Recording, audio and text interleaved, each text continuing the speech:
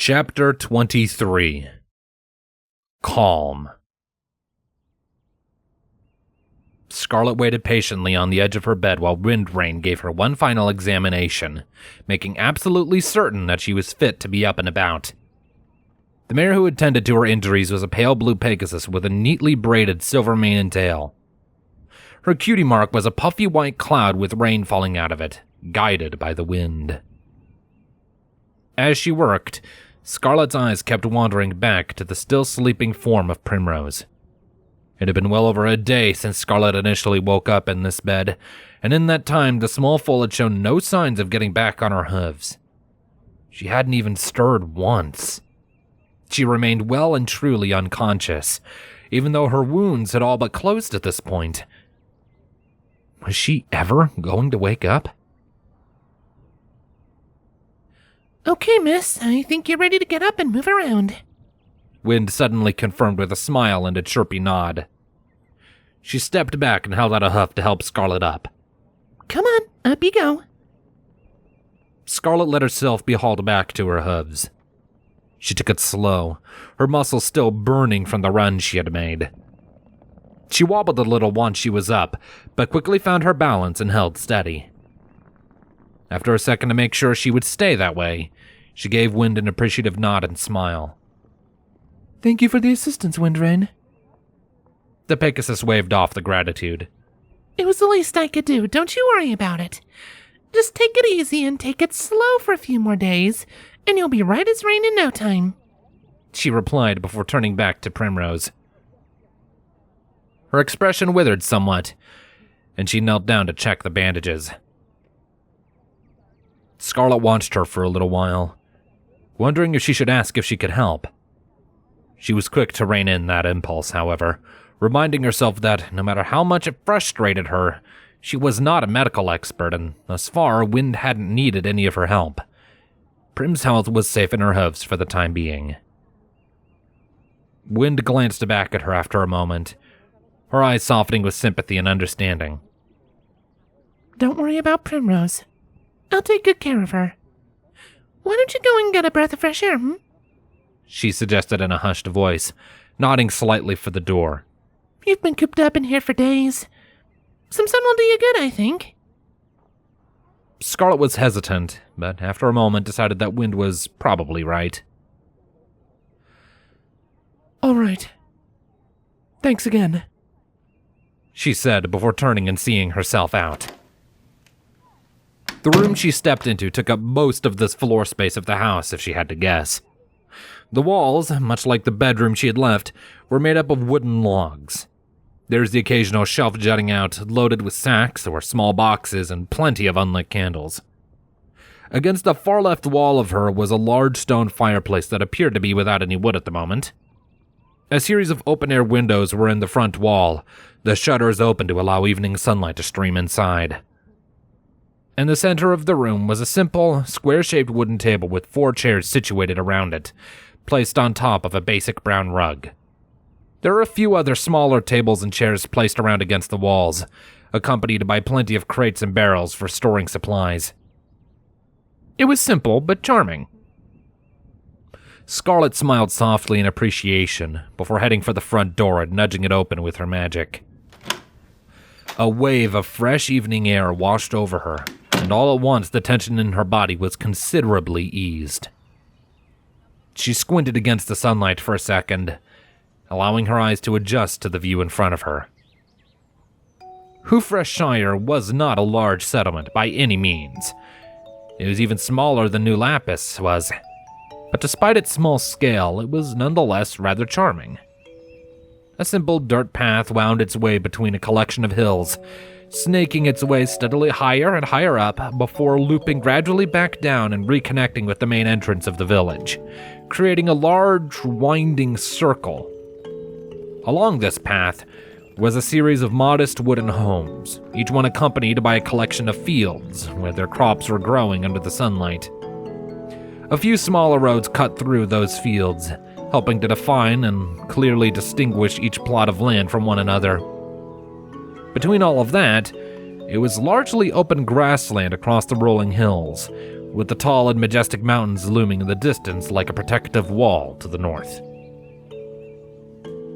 A few foals went scampering by, laughing and chattering amongst themselves as they passed, while their families worked in the fields. A few ponies that appeared to be in their early to mid-teens were sequestered away in various spots that they probably thought were isolated and hidden, but were in fact quite obvious, cuddling and talking. Scarlet took in a slow, deep breath, allowing the peacefulness of it all to soothe and relax her tired muscles. Sometimes, she forgot just how pleasant the smaller towns could be. All her time in Swan Run made her used to big crowds and a rush to get to where she needed to go. Scarlet, you're up! Lenz's voice suddenly called from the side. Scarlet turned to face him, seeing that he had just emerged from a rickety old shed off to one side of Apple and Wynn's home, his saddlebag slung over his shoulders and a relieved smile on his face. She briefly eyed his bags before smiling at him directly. Yes, I am, finally. She replied in greeting before focusing on his bags again and raising an eyebrow. Are you going somewhere? Huh? Lenz tilted his head in confusion before following her gaze. His eyes lit up with realization. Oh, no, not at all. I'm just, here. He lit up his horn and withdrew Primrose's lamp from one of the pouches, levitating it over to Scarlet for her to see. Applejuice was kind enough to lend me his old shack for our stay, and I've been using the space to try and study this thing again. Without your tools? Scarlet asked with a raised eyebrow, gingerly taking the unusual artifact in her hooves. I imagine your progress has been slow if that's the case. It has, Lenz admitted with a sheepish nod, his hoof scuffing the dirt. But hey, I've had 3 days. And what have you found out? Lenz excitedly took the lamp back in his magic and stood to Scarlet's side, pressing right up against her. Okay, so I didn't notice these runes here before, he began excitedly, pointing out the ancient arcane symbols that Scarlet had noticed in her initial examination. Kinda obvious that they would be there in retrospect, but with how old this thing is and the nature of the enchantment, you don't usually get words this intense and layered without magic runes like these to contain the spell. Old Ponish, Hippogrifian marks, somnambulan hieroglyphs, which, by the way, are absolutely fascinating in their own right. Have you ever... Lens? Scarlet suddenly cut in with an amused smirk. Focus, please. You're rambling. Lenz's face turned a faint shade of red, and he coughed into his hoof, a display Scarlet found more than a little adorable. Right, yes, well, anyways. He cleared his throat before going on. My old Ponish is, shall we say, not very well developed. But I know enough about it to know what these runes in particular mean. Scarlet raised an eyebrow. Is that so? What do they say? Lenz nodded and pointed each one out in succession. I don't really spell out a word, but each one is loaded with magic. In the end, to cut a long and really technical story short, they add up to create probably the most powerful sealing spell I have ever seen. A sealing spell? Lenz nodded, grinning from ear to ear. I don't know what exactly it's sealing, though. All of my attempts to see through the wards have led to some pretty intense backlash. Whoever made this thing, they really did not want it being messed with. Scarlet eyed the lamp, a feeling of distrust slowly starting to creep into her mind. So, is it possible that whatever is inside of this lamp is dangerous? She questioned carefully, narrowing her eyes at the artifact in question. I don't think so, Lenz replied without missing a beat, before pointing out one rune in particular. See, if the idea was to contain something dangerous, then this rune probably wouldn't be here. It's a release rune, meaning that somewhere in the jumbled mess of wards, failsafes, countermeasures, and redundancies, there is a way of opening this thing directly and letting out whatever's inside with no hassle. Scarlet's eyebrow went right up. Are you sure it's already filled? Lenz hesitated for a second, his pride or exuberance wilting just a little. Well... No, I can't actually know for sure, he admitted, rubbing the back of his head. I mean, it could be that this thing is empty and just waiting for something to be put inside. But considering that Primrose and her family have been guarding this thing for generations, it just seems kind of odd that they would be trying to protect what's essentially an empty box. Scarlet hummed in consideration, focusing on the lamp for a short while. Eventually, she turned to Lenz and gave him a small smile. Well, if nothing else, we know more about it now than we did before, she said quietly before leaning over and giving him an affectionate nuzzle. Thank you for that. Lenz went rigid at the display of affection, but was quick to compose himself and return it, smiling pleasantly. I wanted to do something useful for a change, he whispered to her. Ever since I got mixed up in all of this, you've done most of the work. Don't sell yourself short, Scarlet scolded him lightly, with a firm look and a reassuring smile. If it hadn't been for you, Primrose would have bled out while I was busy fighting Silent. And we wouldn't have gotten the help we needed from these ponies if you hadn't run to call for help after I passed out. The red returned to Lenz's cheeks, and we awkwardly looked off to one side. Well, yeah, but...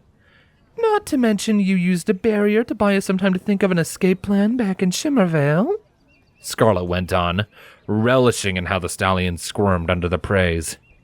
And I'm pretty sure you used magic to keep Edge from cutting my throat out, so... Okay, I get it, Lenz whined, swatting at Scarlet in a vain attempt to make her be quiet. The two shared a quiet laugh at that, before the stallion shook his head and gave a quiet sigh. Still, I had to do something while you were out. And you did, Scarlet replied quietly with a slow nod. The two fell quiet after that, allowing a warm breeze to wash over them for a moment. Suddenly, the sound of some pony clearing their throat behind them caught their attention. Scarlet spun to face the new arrival, but alas, Lenz would end up turning in just the right way that caused the two to spin into each other. Their necks collided into one another from the side, and both of them soon found themselves falling to the ground in a heap of limbs and rapidly mounting embarrassment. Scarlet huffed indignantly before lifting her eyes to see who had just had to bear witness to that. She was greeted by the quizzical face of Applejuice, his eyebrow cocked at an angle to betray his confusion. Howdy down there. Hi, came Scarlet's blunt response, before her horn lit up and she lightly shoved Lenz off of her. The two rose back to their hooves, dusting themselves off and trying to forget that had just happened. Apple smirked at them. Well, I hope I weren't interrupting nothing. How you feeling, ma'am? He asked, nodding towards Scarlet. Like I just fell in the dirt, Scarlet deadpanned before shooting Lenz an irritated pout. Which was not my fault at all. Lenz shied away from her, lifting his hooves in a placating manner. Hey, it was an accident. Applejuice shook his head and chuckled at their antics, before turning and heading for the door. Right. Well, I'm gonna go ahead and get a start on supper. Probably won't be more than an hour. I'll holler when it's ready, he told them before slipping inside the house and disappearing from view. This left Scarlet and Lenz on their own in relative quiet. She glanced over at him every so often before looking awkwardly at something else, her mind doing some rather impressive gymnastics to try and think of a way to break the silence and get the conversation going again. Eventually, her eyes landed on the path in front of her, and a thought occurred to her. Slowly, her lips curled up into a smile, and she glanced back at Lenz. Come on, let's go for a walk, she suggested, her legs already going into motion. Lenz blinked at her in confusion, lagging behind a bit before cantering to catch up. A walk? What for? He asked curiously. Scarlet looked directly ahead and took a deep breath. I've I've been completely immobile for a few days now, Lenz. I need to get some strength back in my legs. She informed him, and she knew that that was technically true. She drifted a little closer to him and gestured around at the peaceful little town. But more than that, I just want to take a little bit and smell the roses, as it were. Lenz hummed in thought. After a moment, his curiosity was replaced with satisfaction, and he drifted closer to her in turn. All right. Let's walk. He agreed. Scarlet's smile grew, but she elected to say nothing else for the time being. She focused ahead on the path, savoring the fresh air and genuinely peaceful atmosphere around them.